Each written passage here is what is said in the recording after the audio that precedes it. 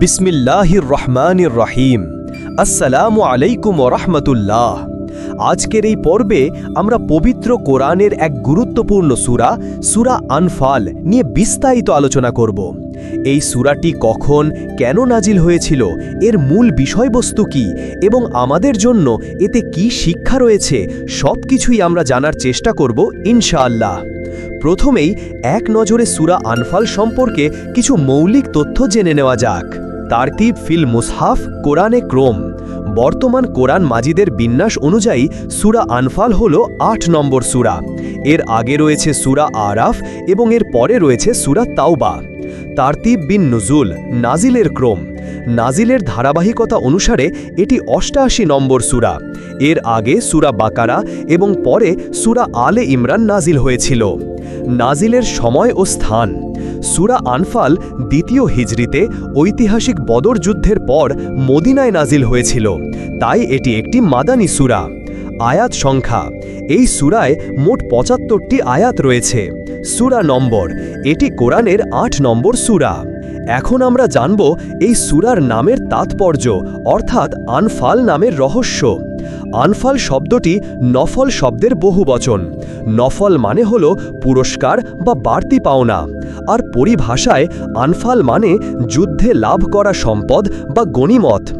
মুমিনদের জন্য যুদ্ধে লাভ করা সম্পদ এক রকম বাড়তি পাওনাই, কারণ মুমিন তো সম্পদের আশায় যুদ্ধ করে না, বরং সে যুদ্ধ করে আল্লাহর সন্তুষ্টির জন্য।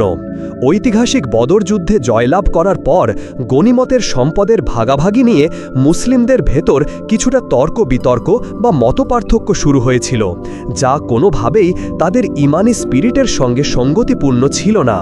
এই প্রেক্ষাপটে সূরার শুরুতেই আল্লাহ তাআলা মুমিনদেরকে তাকওয়া ও ইখলাসের এক অনবদ্য অনুস্মারক শুনিয়ে দেন, আর সেখান থেকেই এই সূরার নাম হয়েছে আনফাল। এই সূরার প্রধান আলোচ্য বিষয় বা মেজর থিমগুলো হল বদর যুদ্ধের বিস্তারিত পর্যালোচনা এবং গনিমত ও তার বন্টনের নীতিমালা, কাফিরদের করুণ পরিণতি এবং যুদ্ধের প্রতি মুসলিমদের উৎসাহ প্রদান, যুদ্ধবন্দীদের সাথে আচরণের বিধিবিধান, জিহাদ এবং হিজরতের পুরস্কার। এবার আমরা সূরা আনফালের শানে নুজুল বা নাজিলের প্রেক্ষাপট সম্পর্কে বিস্তারিত জানব। মদিনাতে মুসলিমরা সবেমাত্র এসে আশ্রয় নিয়েছেন, ২ বছরও তখন ঠিকমতো পেরোয়নি। এই অল্প সময়ের মধ্যেই মক্কার মুশরিকদের সাথে বেশ কিছু ছোটখাটো খণ্ডযুদ্ধও লড়তে হয়েছে। তবে হজরত মুহাম্মদ সাল্লাল্লাহু আলাইহি ওয়াসাল্লামের সরাসরি অংশগ্রহণে কোনো ঘটনা তখনও ঘটেনি। ওই সময়টাতে কুরাইশদের একটি বড় বাণিজ্যিক কাফেলা আবু সুফিয়ানের নেতৃত্বে সিরিয়া থেকে মক্কার দিকে ফিরছিল। কাফেলাটি মদিনার পাশ দিয়েই যাচ্ছিল।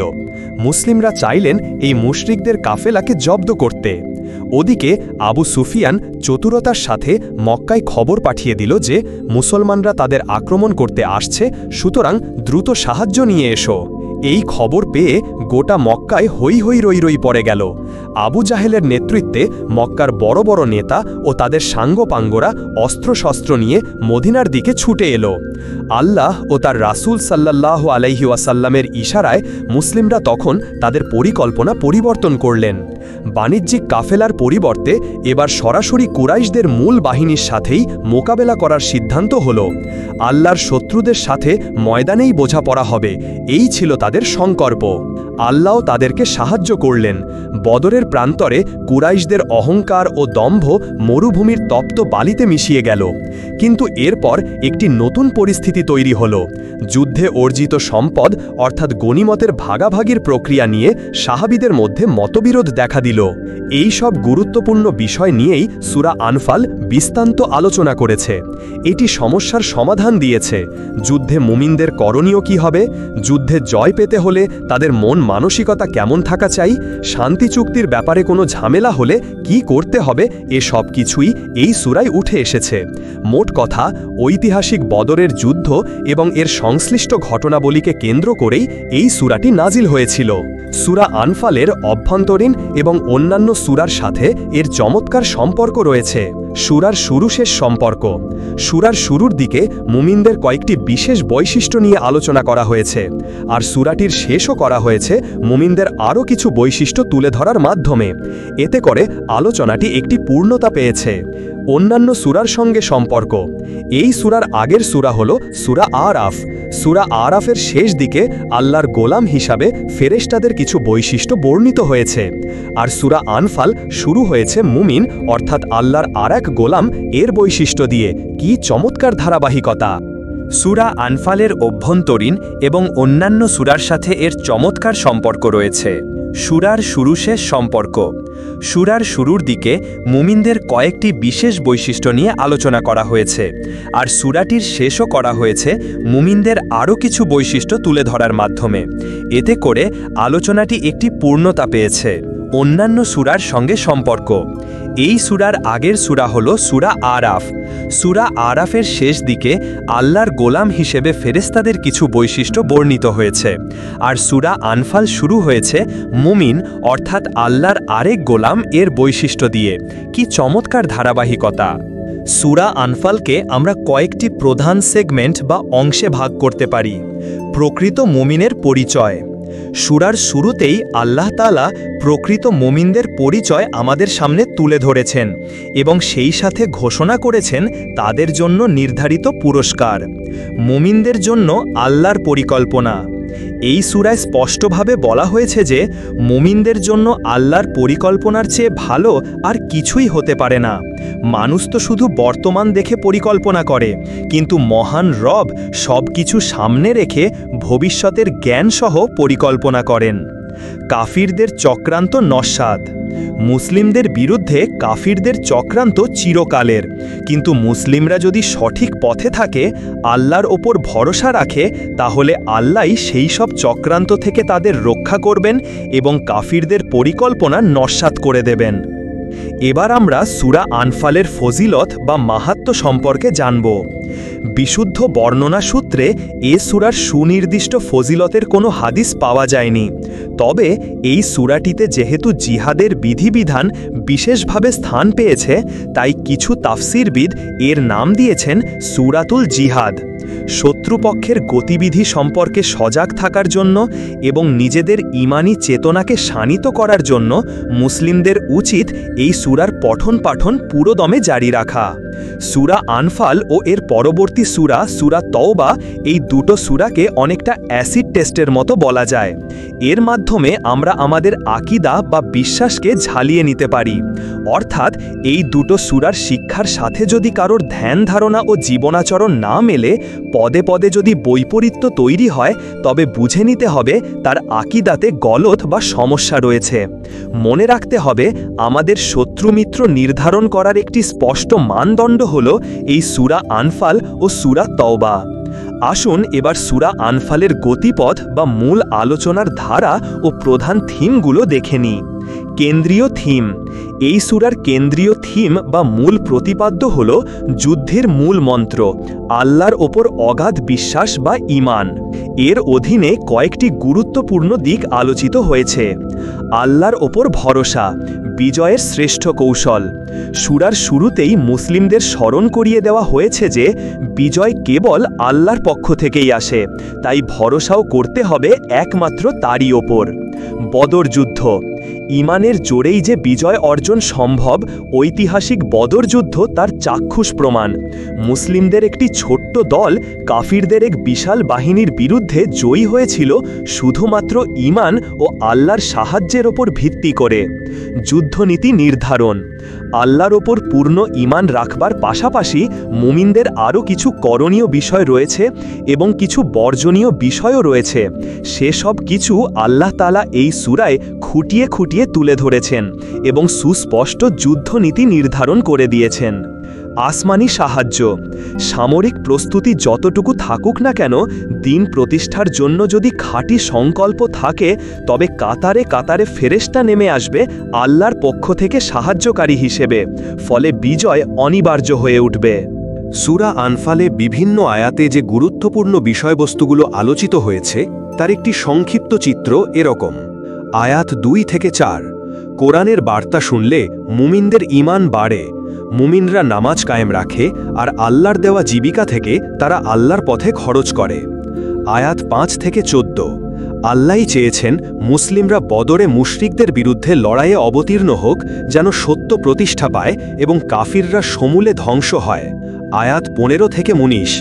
যুদ্ধের ময়দান ছেড়ে পালানো একটি জঘন্য কাজ, এতে আল্লাহর তাআলা রেগে যান, আর যুদ্ধে বিজয় আসে কেবল আল্লাহর সাহায্য থাকলেই। আয়াত 20 থেকে 29। আল্লাহ ও তার রাসূলের সাথে খেয়ানত করা যাবে না। আয়াত 30 থেকে 40। রাসূল সাল্লাল্লাহু আলাইহি ওয়াসাল্লামের বিরুদ্ধে কাফিররা ষড়যন্ত্র করে, ইসলামের বিরোধিতা বন্ধ না করলে তাদের বিরুদ্ধে যুদ্ধ চালিয়ে যেতে হবে। আয়াত 41। গনিমতে পাওয়া সম্পদের 5 ভাগের 1 ভাগ হল আল্লাহ, তার রাসূল, রাসূলের নিকট আত্মীয়, এতিম এবং মুসাফিরদের জন্য। আয়াত 42 থেকে 46। যুদ্ধে বিজয় চাইলে 1. আল্লাহ ও তার রাসূলের কথা মতো চলতে হবে, 2. নিজেদের মধ্যে ঝগড়া বিবাদ করা যাবে না, এবং 3. ধৈর্য ধরতে হবে। আয়াত 47 থেকে 55। কাফিরদের জান কবজের সময় ফেরেশতারা তাদের চেহারা আর শরীরের পেছনের দিকে সজোরে আঘাত করে। আয়াত 56 থেকে 59। কাফিররা শান্তি চুক্তি ভঙ্গ করার পায়তারা করলে যুদ্ধক্ষেত্রে তাদেরকে উচিত শিক্ষা দিতে হবে। আয়াত 60 থেকে 70। আল্লাহ চাইলে বিশাল শত্রু বাহিনীর বিরুদ্ধেও বিজয় দান করতে পারেন। শত্রুকে পুরোপুরি পরাজিত করার আগে যুদ্ধবন্দী গ্রহণ করা যাবে না। এখানে একটি গুরুত্বপূর্ণ কেস স্টাডি তুলে ধরা হয়েছে। মানুষকে আল্লাহর দিন থেকে সরাবার জন্য কাফিররা প্রচুর অর্থ সম্পদ খরচ করে। তারা পাঠ্যপুস্তক, মিডিয়া, এনজিও এরকম শত শত খাতে এই অর্থ ব্যয় করে ইসলামের বিরুদ্ধে অপপ্রচার চালায়। কিন্তু আল্লাহ বলছেন ওরা অবশ্যই এই অন্যায় খরচের জন্য একদিন চরম আফসোস করবে, এবং তাদের এই ঘৃণ্য চেষ্টা কোনো দিনই সফল হবে না।